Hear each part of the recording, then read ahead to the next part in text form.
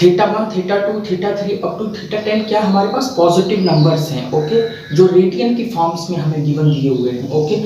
So without starting let us recall about the concept which is going to be used in this particular problem, okay. मैं recall करवाता हूँ, okay, but in the detail for understanding the detailed theory you can join our classroom program. We are offered 1 year classroom program, 2 year classroom program for 11th and 12th. Our main focus is IIT JEE Mains and Advanced, okay.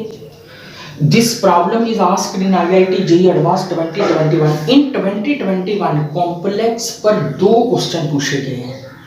क्या कमाल हो गया complex numbers में, okay.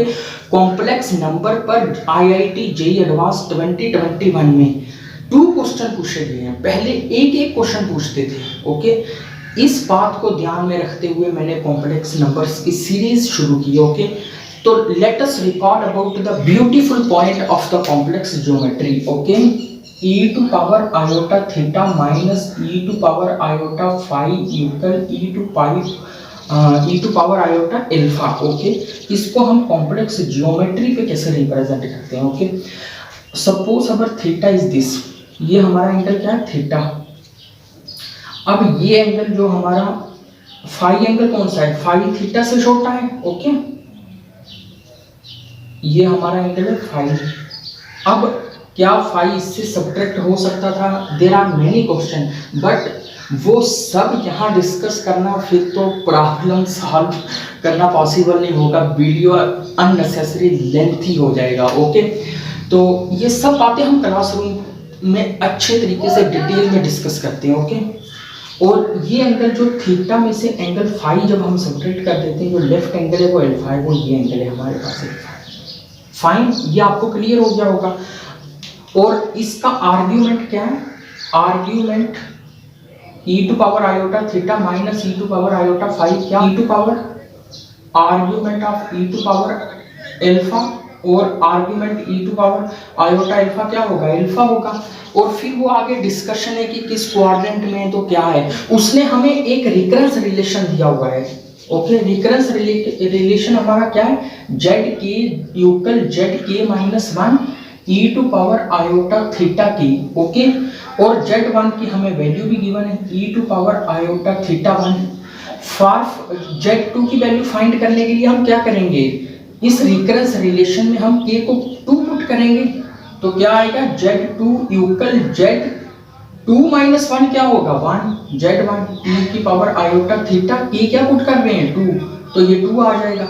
z1 की already हम value find out हमें given दी हुई है, क्या e to power iota theta 1, तो ये आएगा e to power iota theta 1 dot e to power iota theta 2, ये हमारे पास आ जाएगा e to power iota theta 1 plus theta 2।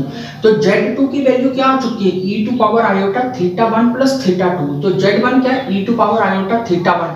तो हम इसे ज्योमेट्री पे रिप्रेजेंट कर देते हैं, ओके। z1 क्या हमारे पास e to power iota theta 1 और z2 क्या है e to power iota theta 1 plus theta 2। Let us represent this in the complex geometry, okay।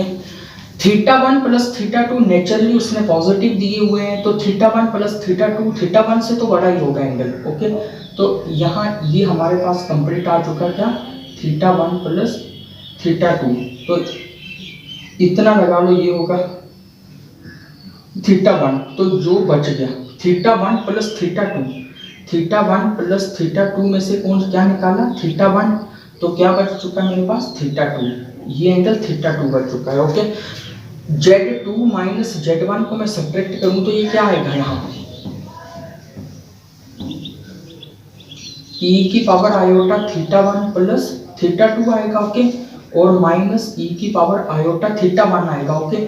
जैसे मैं आर्ग्यूमेंट निकालूंगा z2 माइनस z1 का, ये क्या आ जाएगा, theta 1 plus theta 2 minus theta 1, वो क्या हो जाएगा मेरे पास थीटा 2, ओके। तो z2 माइनस z1 का आर्ग्यूमेंट क्या आ जाएगा, थीटा 2। सिमिलरली हम ऐसे निकालेंगे सभी का, okay.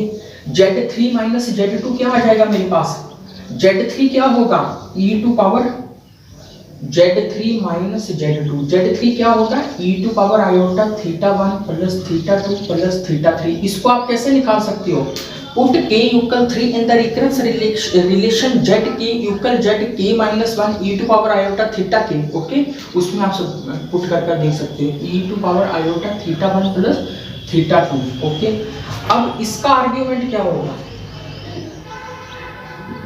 Theta 1 plus theta 2 plus theta 3 minus theta 1 plus theta 2, ये क्या आ जाएगा हमारे पास थीटा 3। सिमिलरली आपने ऐसी Z4 माइनस Z3 का आपको मिल जाएगा theta 4। Similarly Z10 minus Z9 का मिल जाएगा थीटा 10। ओके, सिमिलरली जो हमें आप स्टेटमेंट P गिवन दी हुई है क्या, Z2 माइनस Z1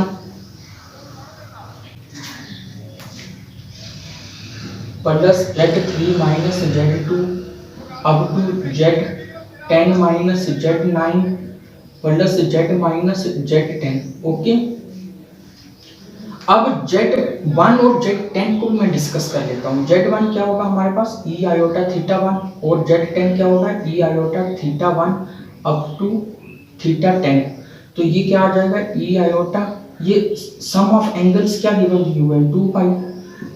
Z10 हम मेरे पास क्या आ चुका है, इसका आर्गुमेंट क्या होगा Z10 का 0। ओके, इसका आर्गुमेंट क्या होगा 0, इसलिए Z1 माइनस Z10 का आर्गुमेंट क्या होगा थीटा 1। ओके, क्लियरली अब हमारे पास ये statement Z1 Z2 minus Z1 mod plus Z3 minus Z2 mod, ये क्या आ चुके हैं हमारे पास less than or equal to 2 pi. Okay, similarly अब क्या स्टेटमेंट की तरफ हम बढ़ते हैं, वो भी आसान है। क्या स्टेटमेंट सिर्फ इसी के बेस पे है। ओके, वहाँ क्या है Z2 स्क्वायर माइनस Z1 का स्क्वायर, Z2 का स्क्वायर क्या आएगा, जैसे Z1 क्या था हमारे पास e आयोटा थीटा 1, तो Z1 का स्क्वायर क्या होगा 2 टाइम आयोटा थीटा 1।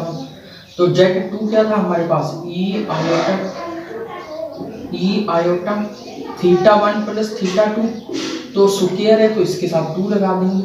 ओके, ऐसे ही आपने करना है। और इसका Z2 square minus Z1 square, इसका आर्ग्यूमेंट क्या आ जाएगा 2 time theta 1 plus theta 2 minus 2 time theta 1 which is nothing but theta 2, 2 time theta 2। Okay, ये 2 टाइम थीटा 2 आ जाएगा। सिमिलरली जो 10 टर्म्स हैं उनको हम ऐड कर देंगे। ओके, ऐड करके 2 कॉमन आ जाएगा और सम ऑफ ऑल 10 एंगल्स, तो सम ऑफ 10 एंगल्स की वैल्यू ऑलरेडी गिवन है क्या 2 पाई, तो ये 4 पाई से लेस हो जाएगा। तो हमारे both statements are going to be true. Okay.